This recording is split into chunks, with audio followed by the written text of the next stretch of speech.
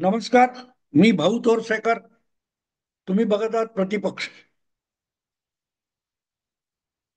मित्रांनो, राहुल गांधी हे आता खूप डेस्परेट झालेले आहेत. हताशा निराशेच्या पलीकडे गेलेले आहेत. त्यामुळे आपल्याला जर काय करता येत नसेल तर अराजक माजवायचं. तुम्हाला माहिती आहे ना कसं असतं ते गल्ली बोळामध्ये किंवा आपल्या आसपासच्या वस्तीमध्ये. तुम्हाला माहिती असेल, मुलं आपली आपली छोटी मुलं खेळत असतात आणि मग याचा बॉल त्याची बॅट वगैरे असं असतं. आणि त्यामध्ये एखादा हट्टी मुलगा असा असतो की जर मला बॅटिंग देणार नसाल तर मी बॅट घेऊन जातो, मी बॉल घेऊन जातो असं म्हणून तो सगळा खेळ उधळून टाकतो. राहुल गांधी हे प्रकरण तसं आहे. आपल्याला जर निवडणुका जिंकता येणार नसतील तर आपला पक्ष काय, देशातील सगळी प्रशासकीय व्यवस्था, संवैधानिक व्यवस्था उद्ध्वस्त करून टाकायला हरकत नाही. अशा निर्णयाप्रत बहुधा राहुल गांधी आलेले आहेत. आणि त्यामुळे त्यांच्या वागण्यामागे वागण्यामागे एक मेथड दिसते. तो शेक्सपियर काय तो त्या हॅमलेट काय कुठच्या नाटकात म्हणतो ना, there is a method in madness. वरकरणी राहुल गांधी खुळचटपणा करतात असं वाटतं, पण तो खुळचटपणा नाहीये. त्यामागे एक मेथड आहे की जर आपल्याला मिळणार नसेल तर सगळं मातीमोल झालं तरी चालेल. राहुल गांधींचे चमचे आणि काँग्रेसचे समर्थक इकोसिस्टीम नेहमी एक गोष्ट सांगते की भारतातली संसदीय लोकशाही ही निर्माण करण्यापासून, त्याचा पाया घालण्यापासून, तिची इमारत उभारण्यापर्यंत सगळं काम काँग्रेसने केलेलं आहे, नेहरूंनी केलेलं आहे. संविधान निर्मिती होत असताना निवडणूक न जिंकता सुद्धा पंतप्रधान नेहरू हे 5 वर्ष सत्तेत होते, देशाचा कारभार करत होते. म्हणजे जी आपल्या पूर्वजांनी जी लोकशाही नावाची संवैधानिक व्यवस्था उभारलेली आहे ती राहुल गांधी हळूहळू करत नामशेष करायला निघालेले. आणि त्याचं कारण सरळ आहे.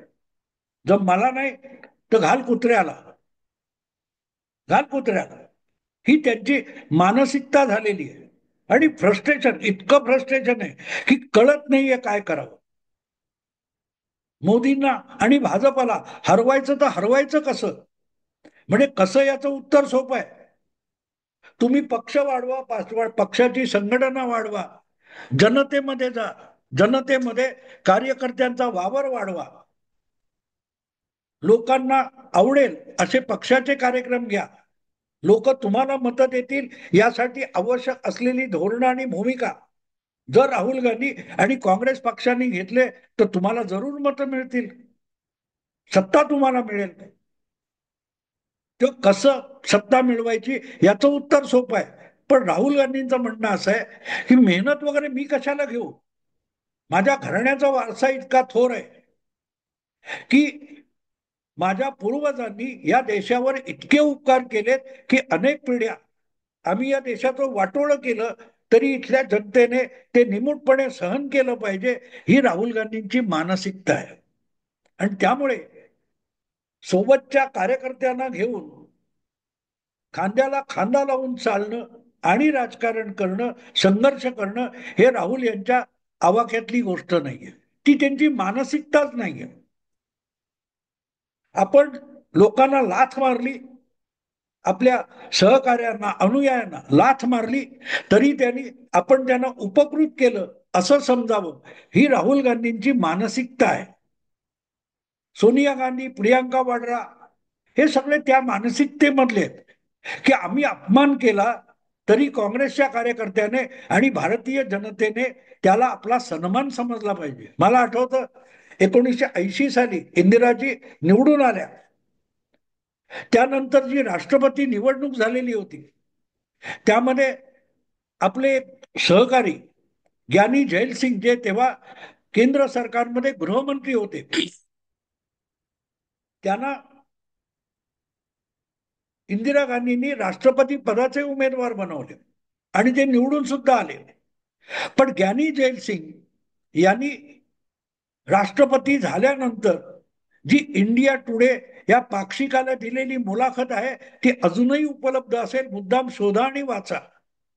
त्यात ज्ञानी जैलसिंग यांनी मोठ्या अभिमानाने सांगितलं होतं, गांधी कुटुंबाने त्यांच्या घरी मला झाडू मारायला ठेवलं तरी मला तो अभिमानास्पद वाटेल.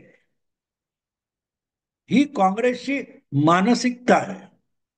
तुम्हाला काँग्रेसमध्ये राहायचं असेल तर तुम्ही काय केलं पाहिजे, याची जी मानसिकता इंदिराजींच्या नंतरच्या काळात पद्धतशीररित्या काँग्रेसच्या संस्कृतीमध्ये रुजवण्यात आली, ती अशी आहे. आणि त्यामुळे आम्ही तुम्हाला झाडू मारायला सांगू, आम्ही तुम्हाला लाथ मारू, आम्ही तुमच्या कानफडीत आवाज काढू, आम्ही तुमचा अपमान करू, त्यालाही तुम्ही सन्मान समजलं पाहिजे. आणि तसे काँग्रेसवाले वागतात. आता सुद्धा तुम्ही बघाल तर तो मनीष तिवारी आहे, शशी थरूर आहे, यासारखे लोकसभेतले, किंवा सलमान खुर्शीद यासारखा लोकसभेत नसलेला काँग्रेसचा नेता अपमानित होऊन मान खाली घालून काँग्रेसमध्ये जगतायत.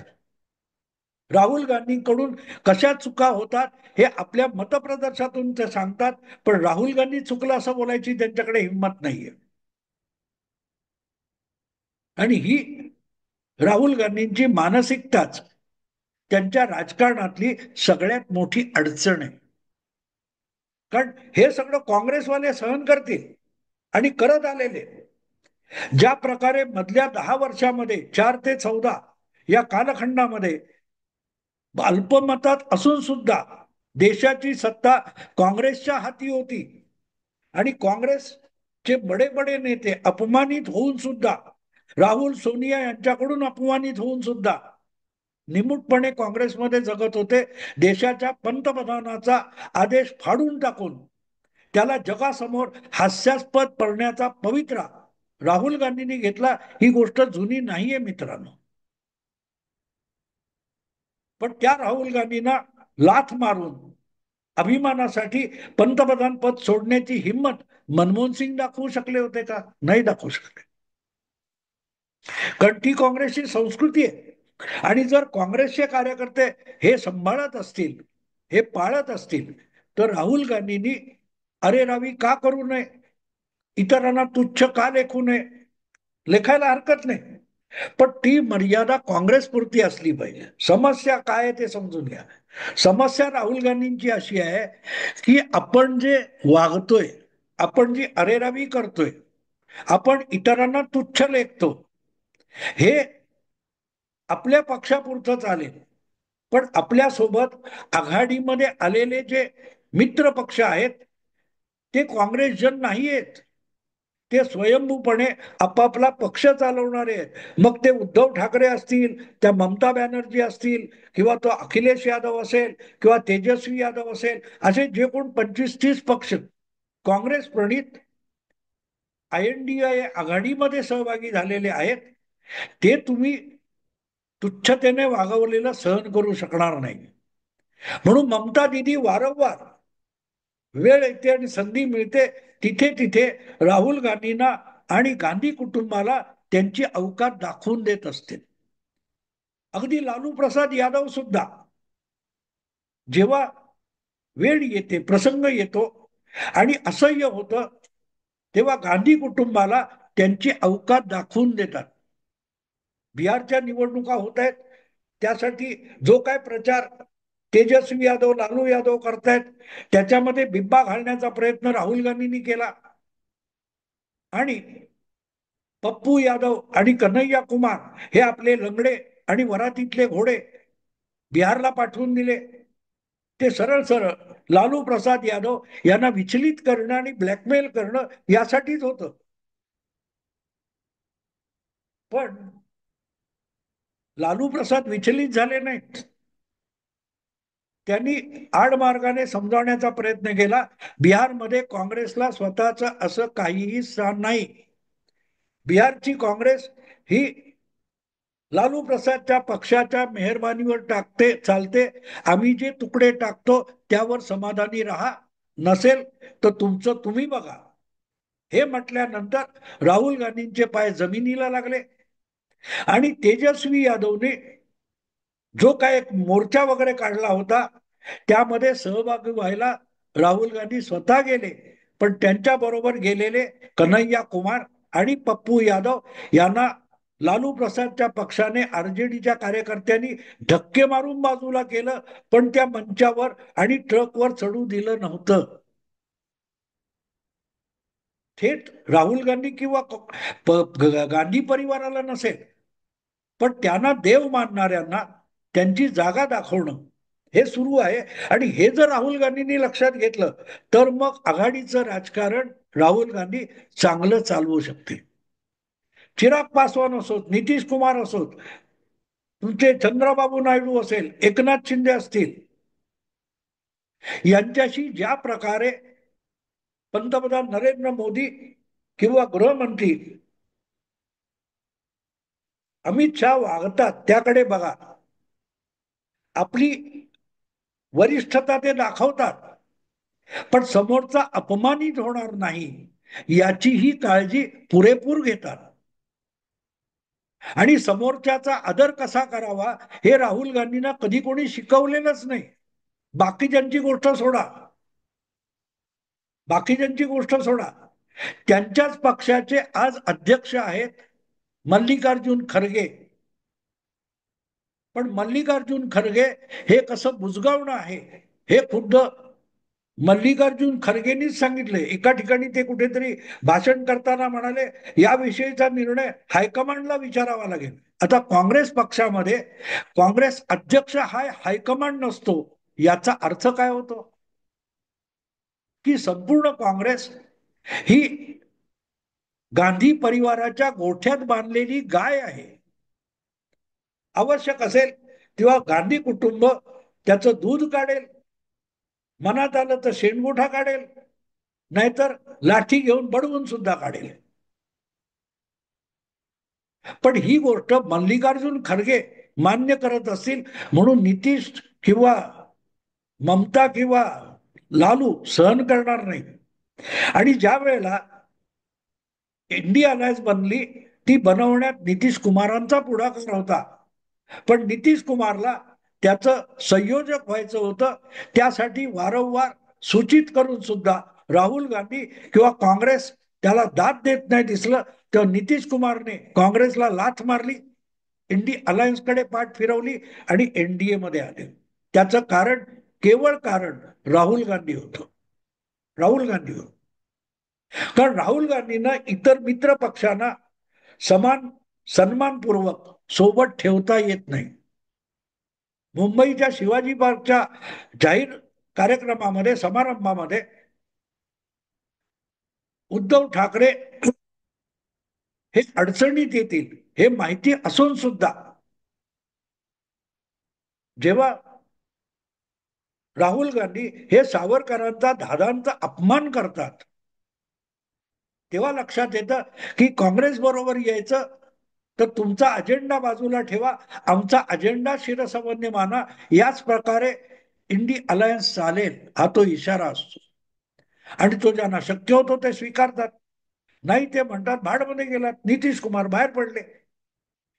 तेव्हा राहुल गांधींची आता समस्या अशी आहे की या मित्र पक्षांशिवाय त्यांना भाजपशी टक्कर घेता येत नाही. आणि ज्यांना मित्र पक्ष बनवलेले आहेत ते खरे मित्र पक्ष नाहीत. हे बाकीचे जे पक्ष इंडी अलायन्स मध्ये आहेत ते भाजपचा विरोध करत करत राजकारणात आपल्या पायावर उभे राहिलेले पक्ष नाहीत. या सगळ्या पक्षांचा इतिहास असा आहे की 20, 25, 40, 30 वर्षापूर्वी काँग्रेसचा विरोध करत करत त्यांनी वेगवेगळ्या राज्यांमध्ये आपली जमीन तयार केलेली आहे, आपली पाळंमुळं रुजवलेली आहे. आणि त्यामुळे ज्यांची पाळंमुळंच मुळात काँग्रेस विरोधावर उभी राहिलेली आहेत, तो वटवृक्ष आपोआपच राजकारणामध्ये काँग्रेसचा विरोधक असतो. त्या विरोधकाबरोबर हातमिळवणी केली तर भाजपचं किती नुकसान होईल माहित नाही, पण त्या पक्षाचं किंवा काँग्रेसचं दोघेही नुकसान करत असतात. भाजपच्या विरोधात, काँग्रेसच्या विरोधात असलेला जनता दल युनायटेड असेल, राष्ट्रीय जनता दल असेल, अखिलेशचा समाजवादी पक्ष असेल, देवेगौडांचा जनता दल सेक्युलर असेल, हे सगळे पक्ष बघा, हे सगळे पक्ष मुळातच काँग्रेस विरोधाच्या राजकारणातून त्या त्या राज्यामध्ये उभे राहिले. आणि त्यामुळे जेव्हा काँग्रेसने त्यांना साथ दिली तेव्हा काँग्रेसच्या बहुतांश मतांचा लचका तोडूनच या पक्षांनी बाळसं घेतलेलं आहे. ममता दिदींचा पक्ष हा तर मुळात काँग्रेसच आहे. आणि म्हणून ममता दिदी बंगालमध्ये इंडी अलायन्स मानत नाही. लालूंनी हळूहळू करून बिहार मधला काँग्रेस पक्ष संपवला, मायावती अखिलेशनी उत्तर प्रदेश मधला संपवला. पण त्याला जीवदान देण्याची चूक ही कर्नाटकमध्ये देवेगौडांनी केली आणि महाराष्ट्रामध्ये उद्धव ठाकरेंनी केली. शिवसेना हा पक्ष भाजप विरोधात उभा राहिला नव्हता. भाजपचा काही ती भाजपला साथ देऊन, भाजपच्या खांद्यावर हात ठेवून शिवसेना महाराष्ट्रात वाढली. दोघेही वाढले, दोघेही वाढले, पण काँग्रेसच्या विरोधात वाढले होते. आणि म्हणूनच उद्धव ठाकरे हे काँग्रेस बरोबर गेल्यानंतर जे नुकसान व्हायचं ते दोघांचंही झालेलं दिसलं, तरी प्रामुख्याने उद्धव ठाकरे यांचं नुकसान झालेलं आहे. कारण त्यांचा पक्ष फुटला आणि त्यांच्या पक्षाचा जो अँटी काँग्रेस मतदार होता हा एकनाथ शिंदेकडे गेलेला आहे. आपला पक्ष टिकवण्यासाठी चंद्राबाबू नायडूंना भाजपच्या कोटात यायला लागलं, म्हणजे अँटी काँग्रेस व्हावं लागलं. नितीश कुमारांना अँटी काँग्रेस होऊनच आपलं अस्तित्व टिकवावं लागले. देवेगौडा सुद्धा गेल्या लोकसभा निवडणुकीपासून अलगद भाजप सोबत आले, कारण त्यांचा कर्नाटकातला पाया हा अँटी काँग्रेस आहे. आणि या सगळ्यांना सोबत घेऊन चालायचं तर त्यांना बरोबरीचं स्थान दिलं पाहिजे. काँग्रेसचे नेते आणि कार्यकर्ते यांच्यासारखं तुच्छतेने वागवता येणार नाही, ही राहुल गांधींची अडचण आहे. आणि म्हणून आता जवळजवळ लोकसभेच्या निवडणुकीनंतर 13 महिने गेले तेव्हा राहुल गांधींची इंडी अलायन्सची बैठक घेतली आहे. त्यातली त्यांची अडचण अशी आहे की इंडी अलायन्सला बरोबर घेतलं तर ते यांचे लचके तोडणार, जसा दिल्लीमधून काँग्रेस पक्ष आम आदमी पार्टीने संपवला, आम आदमी पार्टीने संपवलं. तेव्हा या मित्र पक्षांना, या प्रादेशिक मित्र पक्षांना सोबत घेतलं तो काँग्रेसला आपली जागा हळूहळू करत जी तिकडे गेलीये ती परत खेचायची. पण ते त्या पक्षांना कळलं की ते पक्ष तेवढा भाव काँग्रेसला द्यायला तयार नाही. आणि त्यामुळे ज्याला आपण मराठीमध्ये म्हणतो ना, धरलं तर चावतं, सोडलं तर पळतं, राहुल गांधींची आणि काँग्रेसची दुर्दशा तिथे आहे. त्यांना बाकीचे पक्ष हे काँग्रेस विरोधी असल्यामुळे त्यांच्या सोबत जाऊन ऍडजस्ट होणं कठीण जातंय. आणि सोडलं तर काँग्रेसचंही नुकसान होतं, बरोबर ठेवलं तरीही काँग्रेसचं नुकसान होतं. धरलं तर चावतं, सोडलं तर पळतं. आता करायचं काय? आणि ही यातली जी जटिलता आहे, गुंतागुंत आहे, ते समजण्या इतकी बुद्धी सुद्धा, समज सुद्धा राहुल गांधींकडे नाही. त्यांना अजूनही आपल्या घरी येणाऱ्या काँग्रेसवाल्यांना आपण लाथा मारायच्या आणि त्यांनी तरी आपलं कौतुक करायचं, या मनस्थितीतून राहुल गांधी बाहेर पडायला तयार नाही.